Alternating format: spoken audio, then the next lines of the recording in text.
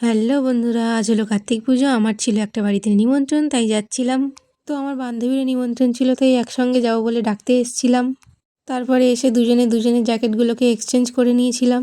তবে তোমরা বলো তো, আমার জ্যাকেটটা পরতে ওকে আমার থেকে বেশি ভালো লাগছে কি না? আমি ওকে বলছি আমার থেকে বেশি ভালো লাগছে, তবু বিশ্বাস করছে না। এবার তাহলে তোমরাই বলো। তারপর আমরা সবাই মিলে ঠাকুর দেখে বসেছিলাম একটু বাড়িতে।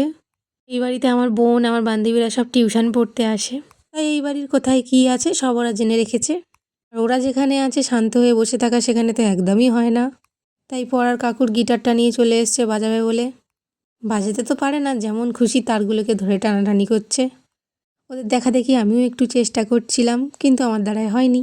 তারপরে আমরা চলে গিয়েছিলাম খাওয়া দাওয়া করতে। মেনুতে ছিল খিচুড়ি, আলুর দম, চাটনি, পাঁপড় আর মিষ্টি। এই তিনটেতে মিলে মিষ্টি নিয়ে এত কাড়াকাড়ি শুরু করেছে, আমি ভিডিও করতেই ভুলে গেছি। তাড়াতাড়ি করে যদি না খেতাম আমার ভাগেরটাও হাওয়া হয়ে যেত। তো খাওয়া দাওয়া হয়ে গেছে, এবার বাড়ি যাওয়ার পালা। আজকের ভিডিও এই পর্যন্তই, দেখা হবে পরের ভিডিওতে। টাটা।